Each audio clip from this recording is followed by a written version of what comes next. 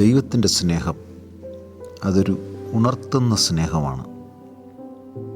തിരുവചനത്തിൽ നാം വായിക്കുന്നു, അവൻ രാവിലെ തോറും ഉണർത്തുന്നു, ശിഷ്യനെ പോലെ കേൾക്കേണ്ടതിന് അവൻ എൻ്റെ ചെവി ഉണർത്തുന്നു.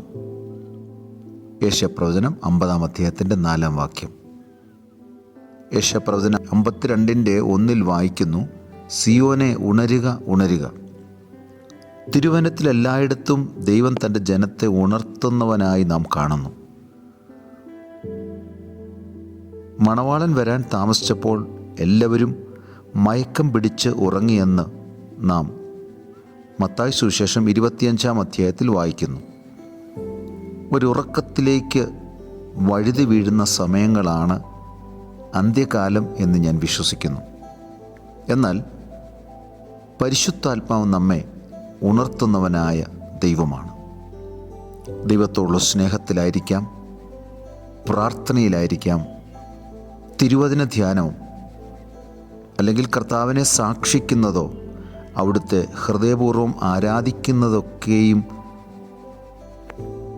നമ്മിൽ നിന്ന് അകന്നുപോയി ഇപ്പോൾ കേവലം അത് ഒരു ചടങ്ങായി തീരുന്ന ഒരു ഉറക്കത്തിൻ്റെ അവസ്ഥയിലേക്ക് നാം വീണുപോയിട്ടുണ്ടെങ്കിൽ ദൈവത്തിൻ്റെ പരിശുദ്ധാത്മാവ് നമ്മെ ഈ സമയത്ത് ഉണർത്തുമാറാകട്ടെ. കേരളത്തിൽ ചില വർഷങ്ങൾക്ക് മുമ്പ് എഴുതപ്പെട്ട ഒരു പാട്ടുണ്ട്. തിരുനാമ കീർത്തനമെന്ന് ആരംഭിക്കുന്ന ആ പാട്ടിൽ പുലരിയിൽ ഭൂപാളം പാടി ഉണർത്തുന്ന കിളികളോടൊന്നു ചേർന്ന് ആർത്തുപാടാം എന്ന് ഒരു സ്റ്റാൻസയുണ്ട്. അവിടെ പറയുന്നൊരു കാര്യം, പുലരിയിൽ പാട്ടുകൾ പാടി നമ്മെ ഉണർത്തുന്ന ആ പക്ഷികളുടെ കാര്യമാണ് ആ പാട്ടിൽ എടുത്തു പറയുന്നത്. എന്നാൽ പക്ഷികളെ ദൈവം മനോഹരമായി പാടുവാൻ നിർമ്മിച്ചെങ്കിൽ, സൃഷ്ടിച്ചെങ്കിൽ, മനുഷ്യരെ ഓരോ പ്രഭാതത്തിലും പാട്ടുകൾ പാടി ഉണർത്തുന്ന പക്ഷികളെ നാം കേട്ടിട്ടുണ്ട്. പക്ഷികളുടെ പാട്ടുകൾ കേട്ട് നാം ഉണർന്നിട്ടുണ്ട്. മലയാളത്തിൽ മറ്റൊരു ഗാനമുണ്ട്, മനമേ പക്ഷിഗണങ്ങൾ ഉണർന്ന് പാടുന്നു എന്നൊരു ഗാനം നമുക്കറിയാം, ഒരു പ്രഭാത ഗീതം. എന്നാൽ ദൈവത്തിൻ്റെ പരിശുദ്ധാത്മാവിനെ നമ്മുടെ ഉള്ളിൽ തന്ന് പ്രഭാതത്തിൽ മാത്രമല്ല, ഈ ലോകയാത്രയിൽ പരദേശ പ്രയാണികരായിരിക്കുന്ന നമ്മൾ എവിടെയെങ്കിലും ഉറങ്ങിപ്പോകുന്നുവെങ്കിൽ നമ്മുടെ വഴിയിൽ നമ്മെ ഉണർത്തുന്ന പരിശുദ്ധാത്മാവിനെ ദൈവം നമ്മുടെ ഉള്ളിൽ തന്നിരിക്കുന്നു. ഉത്തമഗീത പുസ്തകങ്ങളിൽ വായിക്കുമ്പോൾ ആ മണവാട്ടി പലപ്പോഴും ഉറങ്ങിപ്പോകുന്നതായി കാണുന്നു. അപ്പോഴെല്ലാം പ്രിയൻ്റെ ശബ്ദം അവൾ കേൾക്കുകയാണ്, എൻ്റെ പ്രിയെ എഴുന്നേൽക്കുക,